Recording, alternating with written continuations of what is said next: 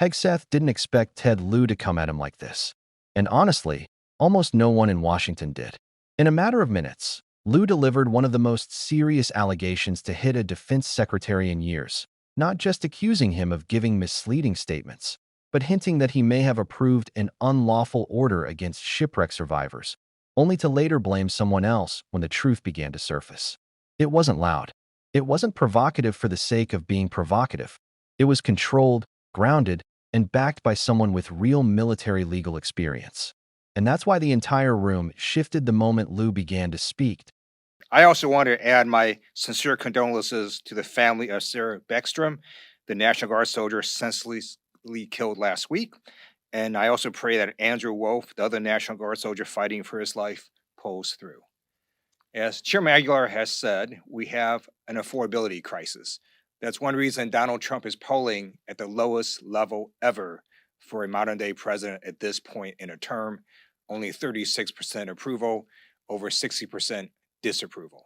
And for folks who shopped on Black Friday, last Friday, according to Salesforce, average prices across all products increased 7%. And then specifically for household goods, prices increased 24%. Things like furniture, appliances, dining, and decor all skyrocketed. And what is Donald Trump doing? He wants to make sure his Great Gatsby ballroom is as big as it can be. Trump and his rubber stamp Republicans are not focusing on the affordability crisis. And now we have healthcare costs skyrocketing. And if we don't extend the ACA tax credits, it's going to mean that millions of Americans are either going to lose health insurance or pay a lot more for the healthcare premiums. Now I'd like to talk about war crimes. Last week, Secretary Hegseth lied and denied media reports that the U.S. military ordered a second strike on defenseless shipwreck survivors.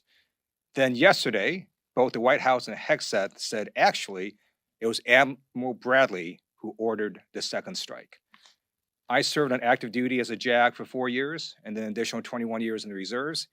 And let me be very clear, killing shipwreck survivors is a war crime. The Pentagon's own Department of Defense law manual on the law of war literally says that, quote, orders to fire upon the shipwrecked will be clearly illegal. The Department of Justice must conduct an investigation into the war crime and hold all those accountable, including Secretary Hegseth. He allegedly said, quote, kill them all. If the Trump administration does not hold the people accountable, I guarantee you a future administration will do so because there is no statute of limitations for war crimes. And now I have a message for the members of the United States military. Thank you for your service to our great nation. And for those of us who served, we know that we all followed a code of conduct. And part of that code of conduct is to not lie and to accept responsibility. Unfortunately, the head of the Department of Defense, Secretary Hegseth, engaged in dishonorable conduct. He stated on national TV, quote, I watched it live. We knew exactly who was in that boat. And instead of accepting responsibility for what happened, Hegseth chose to throw Admiral Bradley under the bus. Shame on Pete Hegseth. He is a coward. He must resign. You deserve better. I find it really funny Republicans are making that argument about Black Friday setting records. The reason it set records is because prices increased. That's why, because people are paying more and getting less. And that's why you see consumer sentiment surveys that shows that consumer sentiment has been rapidly dropping. Polls after polls show that American people know that affordability is a crisis and they want Trump and Republicans to do something about it instead of focus on stupid things. He didn't open with statistics or policy jargon. He started with humanity. He spoke about the National Guard soldier whose life was senselessly taken and the soldiers still fighting for survival. Those names weren't political tools. They were reminders of who this entire system is supposed to protect. Lieu knows that when leadership falters, it's never the top brass who pays the immediate price. It's the service members on the ground, the families waiting for calls, and the people who trust that those running the country understand the gravity of every decision. His condolences weren't formalities. They were a warning. Real people are caught in the fallout of leadership lapses. Then he widened the frame. He shifted to the affordability crisis that's been choking American households. The rising cost of basic goods. Black Friday numbers that looked record-breaking only because prices soared. Household items jumping more than 20%. Families paying more and getting less. Consumer confidence sinking fast. And then the healthcare warning that unless extended tax credits are renewed, millions could lose coverage or face impossible premium hikes. Lieu wasn't wandering off topic. He was laying the groundwork for something bigger, a government stretched thin, distracted, and prioritizing the wrong things. He contrasted the struggles ordinary families face with something bizarre, a national leader focusing on the size of a ballroom. Lieu used that contrast for a reason. It shows a disconnect between people in power and the people feeling the consequences of their choices. If leadership is absorbed in spectacle while families struggle to pay for furniture or medical bills, how can anyone trust them with decisions involving national security, military responsibility, or the rules of war? It's not a tangent. It's a pattern. And that's when Lieu pivoted, sharply, to the allegation that lit the hearing on fire. He said that last week, the defense secretary denied media reports claiming the U.S. military ordered a second strike on shipwreck survivors. The denial was absolute. No hesitation. Then, out of nowhere, the story changed. Suddenly, statements began suggesting it wasn't the secretary. It was Admiral Bradley who allegedly ordered the strike. That shift didn't just raise eyebrows. It raised legal alarms. Because changing explanations in national security matters is rarely accidental. Even Lieu, speaking carefully, emphasized that reports claimed these details. But his concern wasn't only the act itself, it was the evolving narrative. What made the room fall silent wasn't the allegation. It was Liu's background. He spent years as a JAG officer, someone who lived inside the military legal system. He wasn't theorizing about what counts as lawful or unlawful. He worked under those rules for decades. So when he says that harming shipwreck survivors would violate the law of armed conflict, he isn't giving a political opinion. He's stating a core principle of wartime conduct that every commander, from junior officers to the highest levels, is expected to understand. And that principle is simple. Once someone is out of the fight, they are protected. It doesn't matter whether they're captured, injured, or shipwrecked. They cannot be targeted. Those rules were created because war is chaotic, unpredictable, and full of moments where someone's vulnerability makes them easy to exploit. Humanity has to survive even in conflict. That's why the Department of Defense's law manual makes this point unequivocally clear. It is not ambiguous. It is not open to interpretation. It is a line that cannot be crossed. When Lieu said the alleged phrase, "kill them all," would be illegal, he was reinforcing a doctrine, not dramatizing events. He wasn't claiming the order was definitively given. He framed it as an allegation that must be investigated. But even the possibility of such an order, combined with shifting explanations, demands scrutiny. And he emphasized something else that startled a lot of people listening. War crimes have no expiration date. There is no ticking clock that allows leaders to wait out accountability.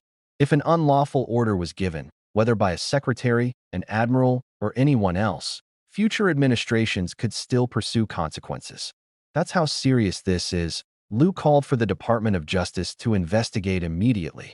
And he made it clear, if accountability doesn't happen now, it will happen eventually. There is no sweeping something like this under the rug. Not permanently.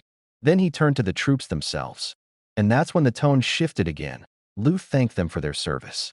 He spoke to them directly, as someone who also wore the uniform. He talked about the code of conduct, honesty, responsibility, integrity. The expectations drilled into every service member from day one. The understanding that when something goes wrong, you don't hide and you don't lie. You step forward and own your decisions. Because a military without accountability is a military where trust collapses. And in real missions, trust is the difference between life and death. That's why Liu's next statement landed like a body blow.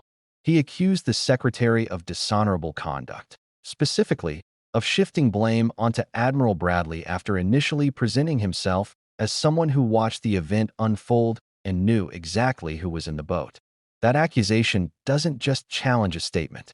It challenges character.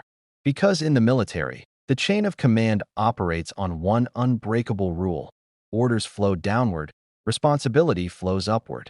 You do not shove accountability onto the people beneath you. You do not shield yourself by blaming subordinates for decisions made at higher levels. That is the one thing leaders are never supposed to do. When a leader pushes blame downward, it creates fear in the system. It tells officers that their careers, or even their freedom, can be sacrificed to protect the people above them. It signals that loyalty is not mutual, and it undermines the entire structure that keeps the military functioning. Lieu used the word coward not as political theater, but as a moral judgment. If the allegation is true, shifting responsibility onto someone lower in rank is not only wrong, it's dangerous. And Lieu tied that danger right back to the American people. He reminded everyone listening that families are struggling. Prices are rising. Healthcare is unstable. And while people are trying to survive financially, the nation's top defense leaders are allegedly giving conflicting explanations about a military strike, one that could violate the core rules of armed conflict. That dual crisis, domestic instability and questionable military accountability, paints a picture of leadership that is overwhelmed, unfocused, and unable to handle the responsibilities it carries. Then he delivered the sentence that defined the entire moment. The secretary must resign. Not as a partisan attack, not as a political strategy, but as a matter of integrity, a matter of trust, a matter of what those who serve deserve. Lieu argued that a government that cannot tell the truth about a military operation cannot be trusted with future decisions that may send men and women into harm's way. And he's not wrong. Because once a leader shows they're willing to deflect responsibility, the chain of command becomes a liability instead of an asset. Missions become harder. Morale dips. Young officers begin to question whether doing the right thing will protect them or leave them exposed. This is why oversight hearings exist. Without them, misconduct becomes standard practice. Truth becomes optional, and accountability dissolves into political convenience. The stakes are too high to let that happen. Whether the allegation is ultimately proven true or not, moments like this force the government to confront reality. They push institutions to face uncomfortable questions, and they remind the public that transparency isn't a luxury, it's a requirement. The hearing made one thing undeniable. Something doesn't add up. The changing explanations, the legal implications, the moral expectations, the message to the troops, the demand for accountability. It all points toward a story still unfolding, one that will have consequences far beyond a single hearing room. And that's why this conversation isn't ending anytime soon. If you want more breakdowns like this, clear, direct, and focused on the real stakes behind Washington's biggest confrontations, make sure you subscribe, hit the like button, and drop a comment with the next hearing or moment you want covered. This is only the beginning, and there's a lot more coming.